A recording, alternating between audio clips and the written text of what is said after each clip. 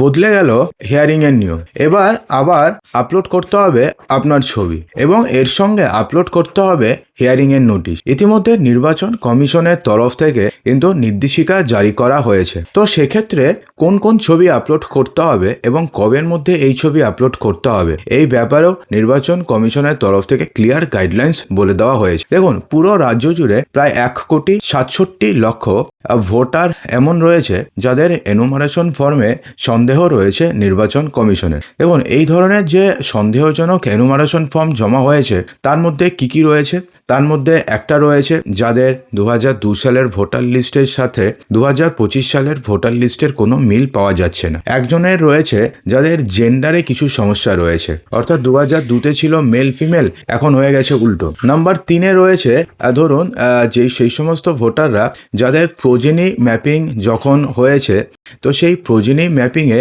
যারটা দিয়ে progeny mapping করেছে তো তার নামে একটা গন্ডগোল রয়েছে, অর্থাৎ 2002-এ তার নাম ছিল আলাদা এবং 2025 সালে তার নাম হচ্ছে সম্পূর্ণভাবে আলাদা। এছাড়া আরও কিছু রয়েছে যাদের কোনো ম্যাপিংই হয়নি, অর্থাৎ যারা নো ম্যাপিং জোনে রয়েছে।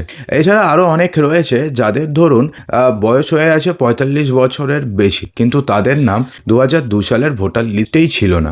তো সেক্ষেত্রে এই সমস্ত ভোটারদেরও কিন্তু সন্দেহের চোখে দেখছে নির্বাচন কমিশন। এছাড়া নো ম্যাপিং তো আছেই। তো এবার এই সমস্ত কিছু মিলিয়ে প্রায় 1,67,00,000 টোটাল ভোটার রয়েছে পুরো পশ্চিমবঙ্গে, যার মধ্যে প্রথম ধাপে শুধুমাত্র 30 লক্ষ ভোটারের কাছে বর্তমানে হিয়ারিং এর নোটিশ যাচ্ছে। তো এই 30 লক্ষ ভোটার কারা কারা, এই নিয়ে অলরেডি আমরা একটা ভিডিও করে দিয়েছি, যার লিঙ্ক ভিডিও ডেসক্রিপশন বক্সে দিয়ে দেবো, সেখান থেকে আপনারা চেক করে নেবেন যে ফার্স্ট ফেজে কাদের কাছে হিয়ারিং এর নোটিশ যাচ্ছে। তো এখন ব্যাপার হচ্ছে যে এবার কিন্তু বিএলওদের কাছে আরও একটা বা বিএলও অ্যাপে একটা নতুন আপডেট হয়েছে, যে আপডেটে বলা হয়েছে যে বিএলওদেরকে এবার কিন্তু যাদের তারা হিয়ারিং এর নোটিশ দিচ্ছে, দেখুন প্রথমে আপনাদের হিয়ারিং এর নোটিশ সম্বন্ধে জানিয়ে দিই। হিয়ারিং এর নোটিশ বাংলায় হচ্ছে এবং টোটাল 2 কপি হিয়ারিং এর নোটিশ দেওয়া হচ্ছে। 1 কপি আপনার কাছে থাকবে এবং 1 কপি বিএলওর কাছে থাকবে, এবং যে টোটাল আপনাকে একটা নির্দিষ্ট ডেট দেওয়া হবে। নর্মালি শনিবার থেকে হিয়ারিং শুরু হচ্ছে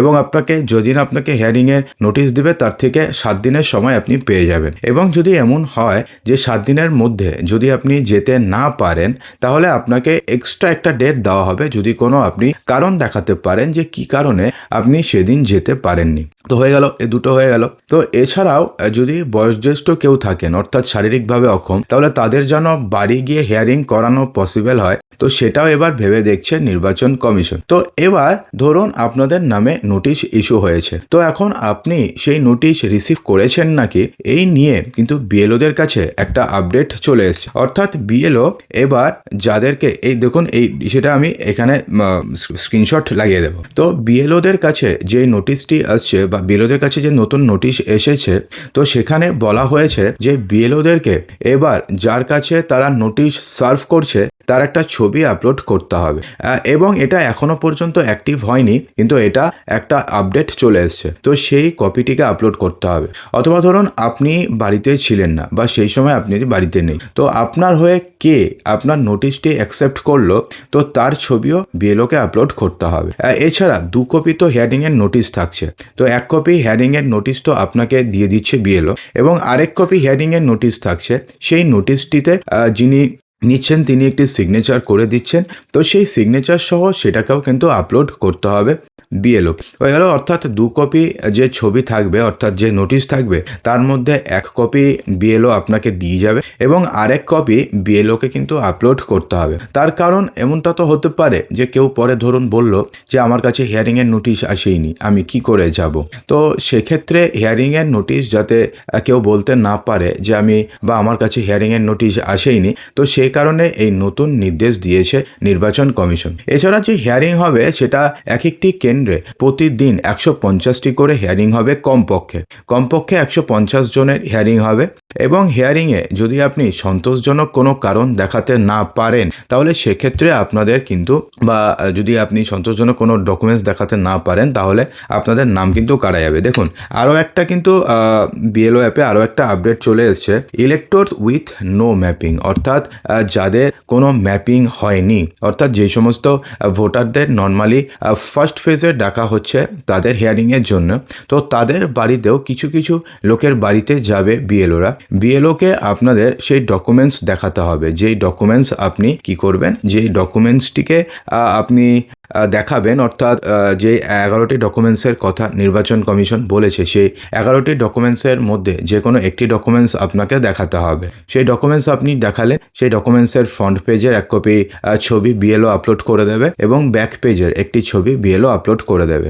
এবং এই টোটাল প্রসেসে যদি ইয়ারও সন্তুষ্ট হয়, অর্থাৎ আপনি আপলোড করে দিলেন, তারপর তো এটা ভেরিফিকেশনে যাবে ইয়ারোর কাছে, যদি ইয়ারও যদি সন্তুষ্ট হয় তাহলে সেক্ষেত্রে আপনাকে আর হিয়ারিংয়ে ডাকা হবে না, অর্থাৎ সেক্ষেত্রে আপনি তো ছাড়া পেয়ে গেলেন। কিন্তু যদি আপনি দেখাতে না পারেন তাহলে সেক্ষেত্রে কিন্তু আপনাদেরকে হিয়ারিংয়ে ডাকবে নির্বাচন কমিশন।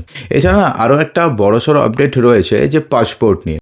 অনেকে কি হয়েছে, যাদের ধরুন 2002 সালের ভোটার লিস্টের নাম নেই, ঠিক আছে, অথবা ধরুন নামের গরমিল রয়েছে, তারা অনেকে, তাদের মধ্যে বেশিরভাগ লোক বর্তমানে পাসপোর্ট তারা দেখাচ্ছে, যে 11টি ডকুমেন্টসের মধ্যে পাসপোর্ট আছে সেই পাসপোর্ট দেখাচ্ছে। তো এবার নির্বাচন কমিশন সমস্ত ইয়ারোদের বলেছেন যে কেউ যদি পাসপোর্ট দেখায় তাহলে সেক্ষেত্রে সেই পাসপোর্টটি অরিজিনাল পাসপোর্ট নাকি সেটি জালি পাসপোর্ট, তার জন্য কিন্তু অভিবাসন দপ্তরের সাথে আলোচনা করতে হবে বা বিভিন্ন জায়গাতে স্ক্যান করতে হবে, দরকার পড়লে পুলিশ ভেরিফিকেশন পর্যন্ত করতে হবে এবং করে জানতে হবে যেই পাসপোর্টটি তিনি দিয়েছেন সেই পাসপোর্টটি আদৌ অরিজিনাল নাকি ফেক, কারণ বর্তমানে রাজ্য জুড়ে ফেক পাসপোর্টের কিন্তু বিশাল রমরমা চলছে। তো সে কারণে একজন যোগ্য ভোটার যাতে কোনোভাবে বাদ না যায় এবং একজন অযোগ্য ভোটারও যাতে কোনোভাবে সিস্টেমের ফাঁক দিয়ে ঢুকে যেতে না পারে, তার কারণে কিন্তু এবার এসআইআর প্রক্রিয়াটিকে আরও শক্তপোক্ত করছে নির্বাচন কমিশন, যাতে একজনও অযোগ্য ভোটার কোনোভাবে লিক দিয়ে বেরিয়ে যেতে না পারে। তো সে কারণে পাসপোর্ট দিলে পরেও পাসপোর্ট কিন্তু অবশ্যই সেই পাসপোর্ট যেন বৈধ হয়, না হলে পরে তার কিন্তু যাচাই করবে নির্বাচন কমিশন। এবং সেক্ষেত্রে কেউ যদি ভুল তথ্য দেয় তবে সেক্ষেত্রে তার 7 বছর পর্যন্ত জেল হতে পারে, এছাড়া জরিমানা পর্যন্ত হতে পারে। তো আশা করব যে ভিডিওটিতে আপনাদের সমস্ত কিছু বোঝাতে পেরেছি। যদি ভালো লেগে থাকে লাইক করবেন, শেয়ার করবেন এবং চ্যানেলটিকে সাবস্ক্রাইব অবশ্যই করবেন।